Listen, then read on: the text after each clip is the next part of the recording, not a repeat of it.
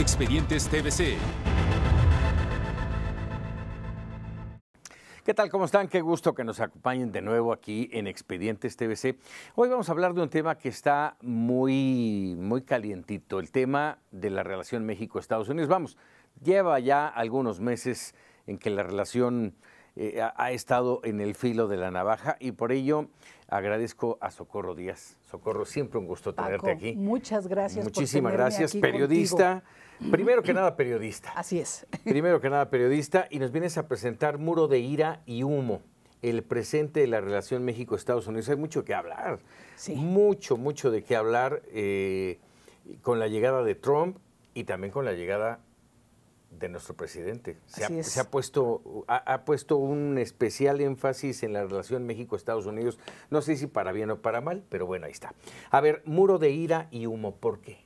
Pues mira, yo creo, Paco, que la ira es, digamos, se entiende de manera clara. Es un título que le pusieron los editores, me parece que es un título certero para analizar el presente de la relación México-Estados Unidos, porque yo creo que con su discurso, desde que era candidato a la presidencia y después de ser presidente, Donald Trump ha generado un remolino de ira en torno básicamente a los migrantes, pero particularmente a los mexicanos, a los migrantes mexicanos, claro, y a México, llamándole fuente de todos los males prácticamente que existen en Estados Unidos. Somos los malos de la película. Así es.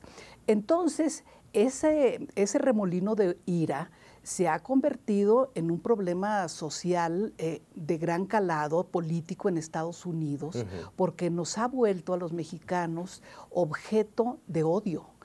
Lo que ha ocurrido, por ejemplo, en El Paso, Texas, sí, claro, donde el 30% de los asesinados por un joven terrorista blanco simpatizante del presidente Trump, bueno, el 30% fueron mexicanos que andaban de compras, como acostumbra la gente del norte, pasarse la frontera, ir de compras, de paseo, etcétera, etcétera.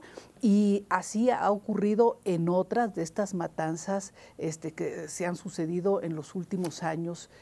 Ira, ahí está. A ver, dime una cosa, se ha exacerbado el odio, el coraje, la ira en Estados Unidos, el racismo incluso, pero antes de entrar más de lleno, Socorro, yo te preguntaría, porque además eres experta en todo esto, ¿es la primera vez que nos pasa con un presidente de los Estados Unidos?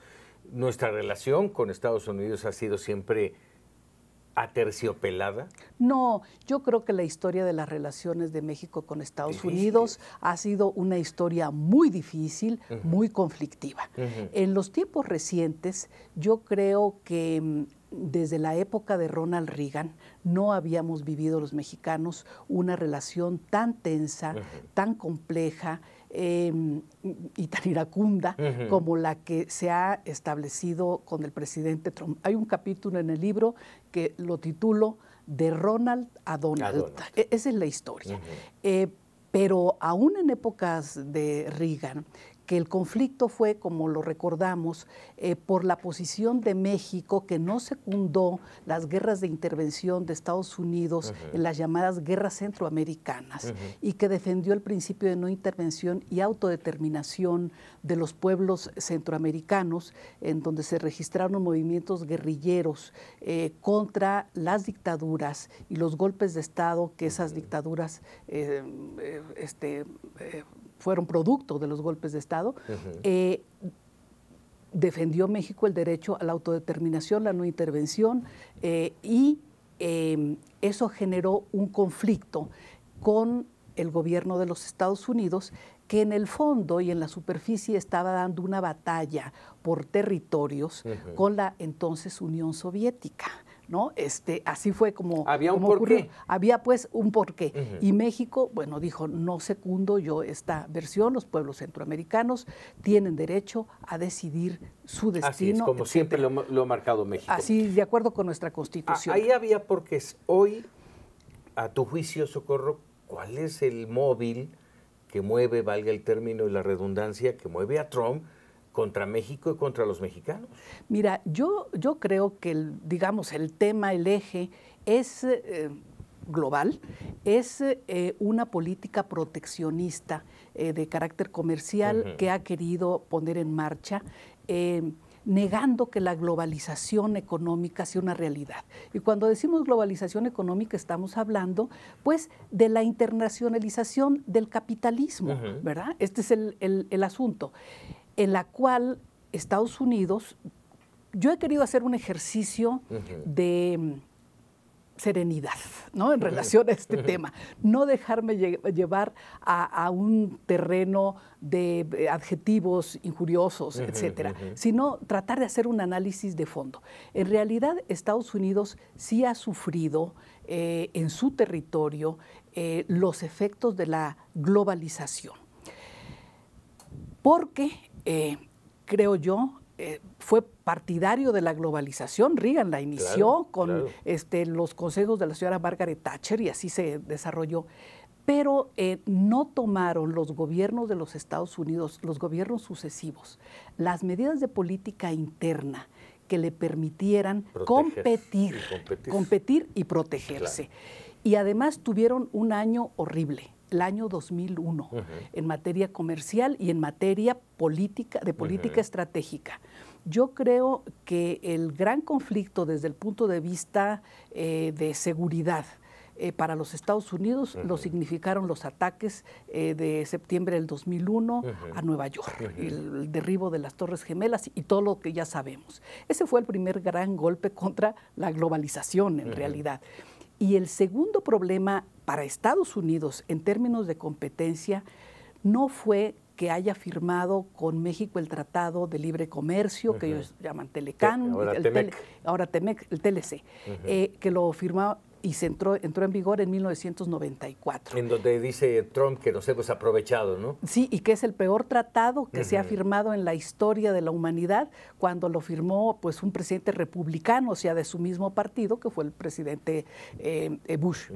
Pero el tema aquí es que la gran crisis, la gran competencia para Estados Unidos fue la entrada de China en el 2001. Digo, por eso fue un año terrible a la Organización Mundial de Comercio.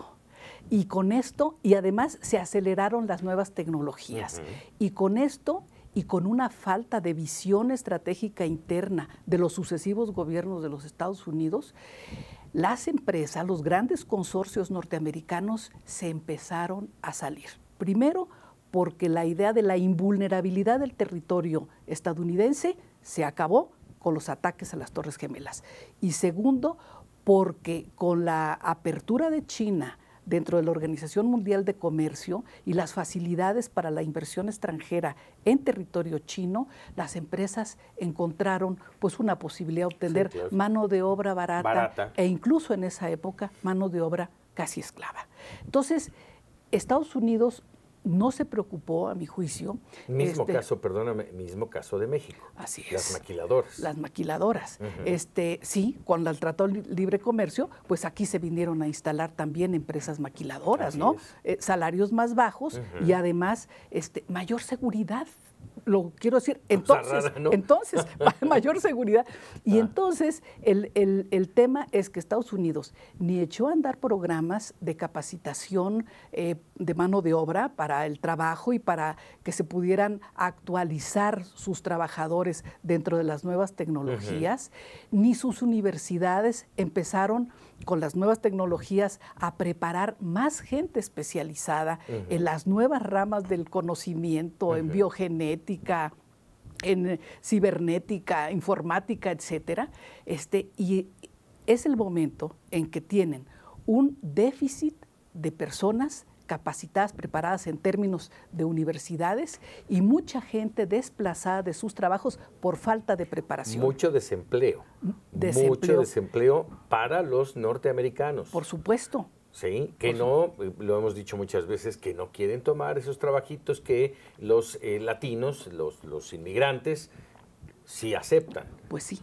Este es una realidad muy específica y sí hay zonas muy deterioradas en términos económicos y sociales dentro de Estados Unidos. Si uno va a Detroit hoy, esa que fue la capital mundial del automóvil, es una ciudad fantasma. Sí. Fíjate, déjame salirme un poquito del tema, porque ahorita estás tocando el tema de China, y es muy, muy importante. ¿Sabes tú que hay muchos negocios de mexicanos ya radicados allá, ilegales, muchos de ellos también legales, que se están viniendo abajo porque China, que era de donde venía el insumo, pues ya no pueden entrar a Estados Unidos o les cobran impuestos muy elevados y entonces los negocios están cayendo. Es una situación al margen de lo que vamos a platicar, pero que finalmente también afecta a connacionales.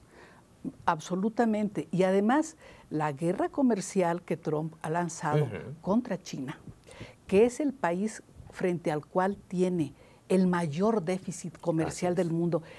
El déficit comercial con México es, vamos a decir, irrisorio comparado con la competencia mundial que tiene China con los Estados Unidos. Tiene un enorme déficit. Ese es el tema. Y desató además ahora una guerra comercial con China, pues es que está generando un horizonte de recesión económica internacional. Y en todo esto, ¿por qué entonces hace apenas unos días el presidente Trump decía, estoy usando a México? No, pues lo dijo ayer, ¿verdad? Porque yo tengo la impresión de que el presidente Trump es pues un buleador, lo voy a decir con toda, le gusta ser poderoso con los débiles, ¿no? Ese es el tema. Lo tiene en su libro, los acorrala, los exprime. ¿Vale? Tiene prácticas de negociador de casino, que finalmente es uno de los negocios que tuvo antes de ser presidente de los Estados Unidos, ¿no? Entonces, con estas prácticas, a mi juicio, nos han puesto en la tesitura de un presente sumamente riesgoso, sumamente complejo, y me apena además, lo digo como mexicana, que le esté tocando vivir esta situación a México con un gobierno que apenas empieza, que tuvo muchas promesas de campaña, que ha querido empezar a cambiar todo, ¿no? De manera muy rápida, abriendo muchos frentes, y además creo yo que con una falta de experiencia de diferentes funcionarios y de cierto desconocimiento en lo que yo llamo los intereses estratégicos de la relación bilateral. Hay temas entre los dos países que no se deben de abordar de manera impensada, de manera sin estrategia, sin una estrategia adecuada. Vamos a ir a un corte y vamos a regresar con ese tema. Sí. ¿Cómo está actuando México con respecto a esta relación de amenazas y de faltas de respeto de los Estados Unidos y concretamente del presidente Trump? Hacemos una pausa y regresamos en Expedientes TVC. Ya estamos de regreso aquí en Expedientes TVC con Socorro Díaz y la plática sobre el muro de ira y humo.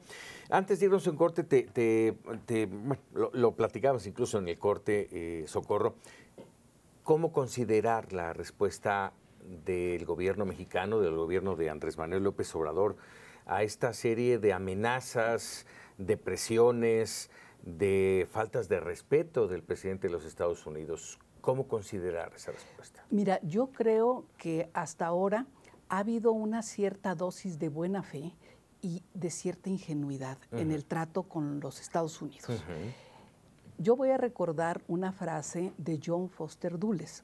Foster Dulles, que fue secretario del Departamento de Estado de los Estados Unidos en la época de la Guerra Fría, dijo una frase inolvidable: Estados Unidos no tiene amigos, Estados Unidos tiene intereses. Y yo creo que nosotros tenemos que tener muy claro, y particularmente los dirigentes políticos de México, que México tiene amigos y tiene intereses legítimos que defender en estas circunstancias. Así es. Que no bastan las frases de amor y paz y demás.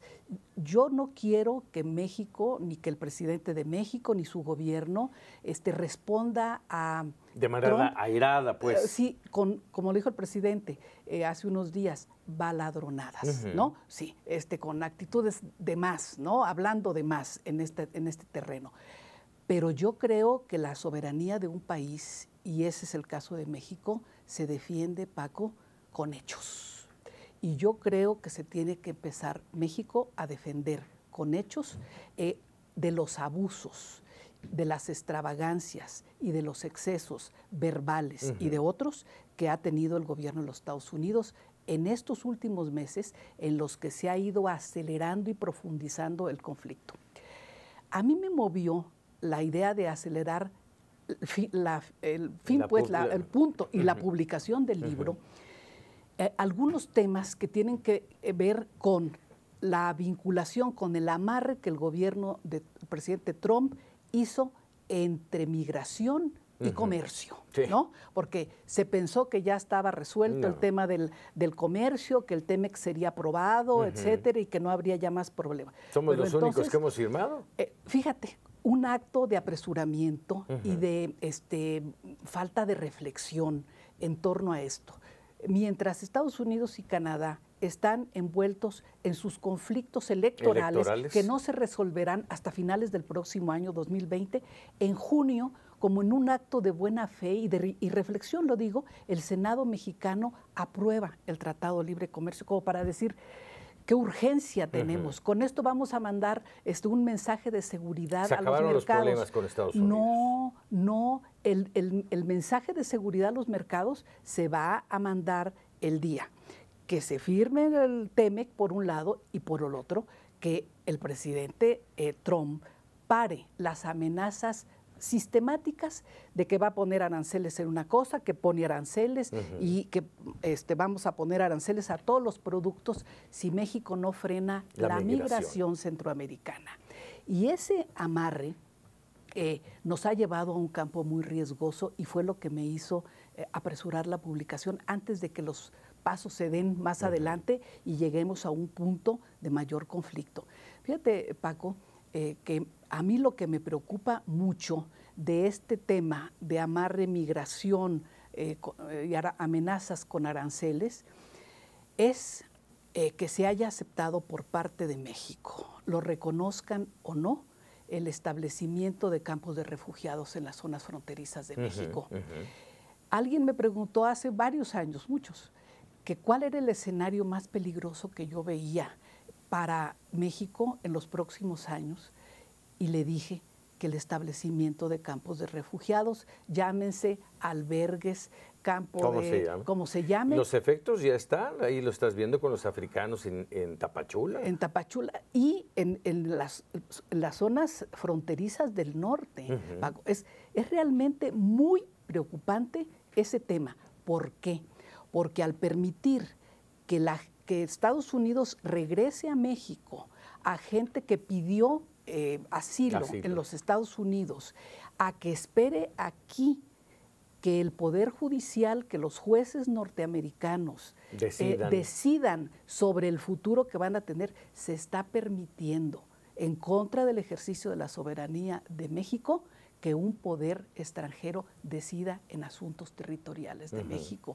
Eso me preocupa enormemente porque podemos tener problemas mayores.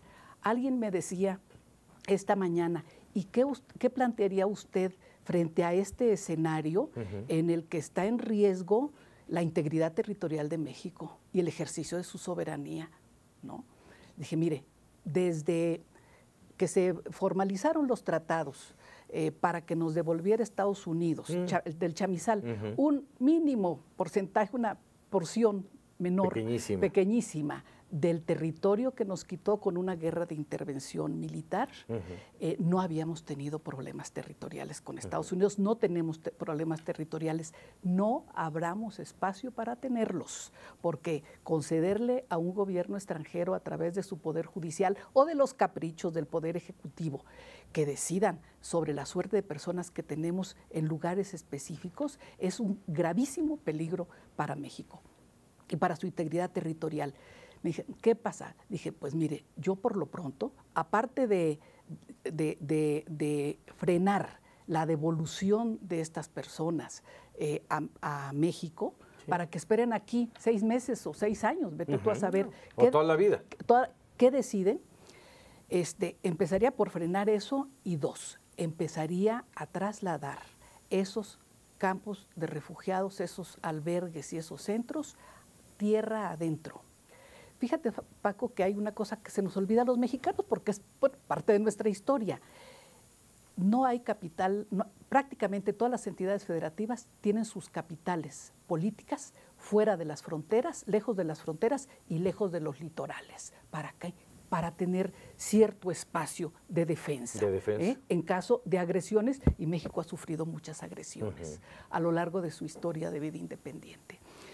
Entonces, sacarlos de ahí y llevarlos a tierra adentro, a otras capitales, a otras realidades. No dejarlos en la frontera norte, es muy peligroso, ¿no? Cualquier juez, en cualquier momento se le puede ocurrir que un grupo de fuerza de Estados Unidos Pero ahí quieren estar ellos. ¿Por qué? Porque lo que quieren es brincar, lo que quieren es pasar, y entre más lejos estén el tránsito de sus comunidades, sea Honduras, Guatemala, o de donde vengan, con los que vienen de África, de Asia, pues quieren estar ya a punto de turrón, valga el término. Pues sí, nada más que nosotros tenemos que, como país, que priorizar qué cosas son los intereses fundamentales de México y qué no. Y lo digo con toda franqueza, yo soy partidaria de la política de asilo.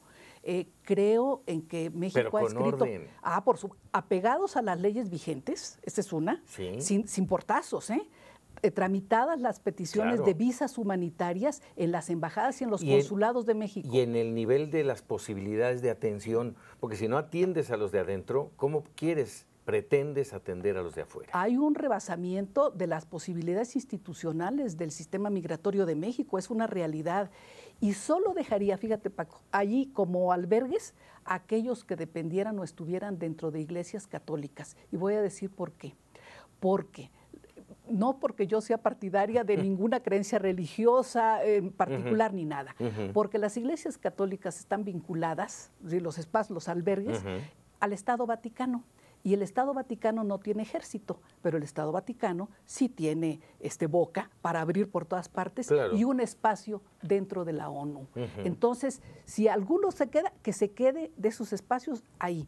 Los demás no, y las personas que no quieran trasladarse a tierra dentro de México, entonces darles las facilidades para que regresen a sus países. Esa es la posibilidad. Y si hay tratados, como he oído algunos especialistas, que algún tratado internacional impide que México haga lo que estoy diciendo, pues que México denuncie esos tratados. ¿No? Mira, nos quedan, Socorro, nos quedan escasamente 2 minutos y yo no quiero dejarte ir sin tocar otros temas. En este tema de la necesidad y de la presión que ha tenido Estados Unidos con México en el tema migratorio, no ha tenido la misma presión por parte de México en torno al tráfico de armas. ¿Sí? Ahí están abiertas las puertas, entran y salen como si trajeran el pan Bimbo. ¿Y es comercial? Mira, me estás dando la posibilidad de explicar por qué el muro de Trump es humo también. Voy a decirlo por qué. Porque como tiene desde el 2016 hablando que va a construir el muro y cuando lo soltó de que iba a construir un muro, su auditorio electoral soltó la carcajada, a él le pareció que era un perfecto eslogan de campaña y lo ha seguido. Ahora, las bandas de narcotraficantes que él quería detener, y las bandas que trafican con armas, pues ya se enteraron, Paco, y desde hace mucho tiempo tienen nuevas rutas para entrar a Estados Unidos. Y en el libro explico cuáles rutas están entrando por los puertos de Estados Unidos. Pero además, acuérdate, y vamos, no es nuevo para nadie, es el gran negocio de los Estados Unidos y es el poder detrás del trono en los Estados Unidos, el tema de las armas. Así es de que ahí está. Y el gran apoyador de la campaña del presidente Por Trump. supuesto. Ahora, déjame preguntarte, se ha metido lo que le llaman el impeachment, la posibilidad del juicio político a Donald Trump por todo el tema de Ucrania, en fin. ¿Eso ayuda o perjudica aún más, va a poner más presión en el tema de la relación México-Estados Unidos? Pues mira, yo creo que va a poner más presión por una razón, porque la trama ruso, ahora ucraniana, ¿no? Nació política, se ha desarrollado política y tendrá una solución política. Pero ya empiezan a escucharse voces, incluso el propio presidente Trump lo dijo antier, que aprobación por parte del Congreso del TEMEC, quizá se fuera hasta después de 2020, cuando terminen las campañas electorales. Los muy optimistas hablaban, bueno, de junio, hablaban de septiembre, otros hablan de octubre, ¿no? A Trump le conviene que se apruebe el tratado, el TEMEC, porque sería una promesa de campaña cumplida, pero no creo que los demócratas en el ambiente que se está desarrollando le vayan a ayudar mucho en esta materia. Oye, aclarando que ni demócratas ni republicanos son buenos para México. No, porque ellos tienen, no amigos, intereses. Así es. Oye, déjame nada más preguntarte, este proceso todavía lleva un largo trecho, el tema de la elección. Si gana la elección, si gana la reelección, ¿cómo nos va a ir? Pues mira, Paco, preparémonos. Yo concluyo el libro diciendo, preparémonos para todo, porque el capítulo final se llama Debilidades y Fortalezas de Trump, ¿no? Menciono sus fortalezas, la economía no se ha caído de Estados Unidos a pesar de todo. Apenas ha mantenido el nivel de crecimiento de empleo que ya venía con Obama, etcétera, pero eso a los norteamericanos simpatizantes de él, bueno, los alienta.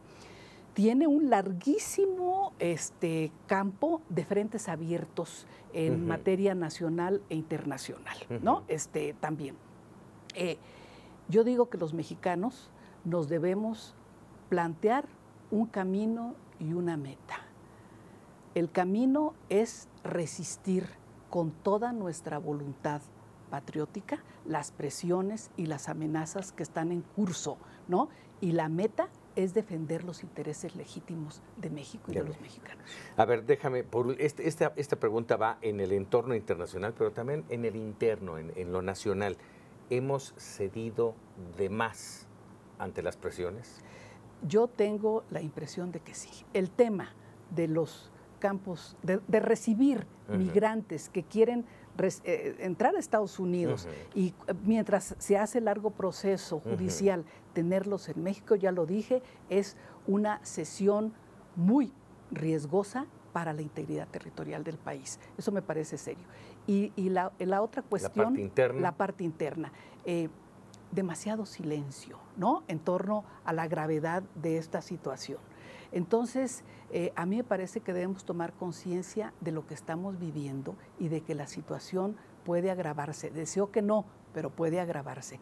Debemos tener unidad, los mexicanos, y debemos tener serenidad, cabeza fría y voluntad de defendernos y de defender al país, porque así lo hicieron nuestros antepasados en el siglo XIX, así se hizo en el siglo XX y así debemos seguir defendiendo. México es una gran nación, sí, es la economía número 15, por lo menos del mundo. Somos más de 125 millones de mexicanos. No podemos estar permitiendo que un día sí y otro día también se esté desprestigiando la imagen internacional de México y ofendiendo a los mexicanos. Muro de ira y humo, el presente de la relación México-Estados Unidos, de Socorro Díaz, siglo XXI, editores, ya lo encuentran en cualquier librería, por supuesto. Y Socorro, como siempre, un gusto platicar contigo. Muchas gracias. Muchísimas gracias. Muchas gracias por recibirme. Socorro Díaz, aquí en Expedientes TVC, y nosotros nos vemos en el próximo.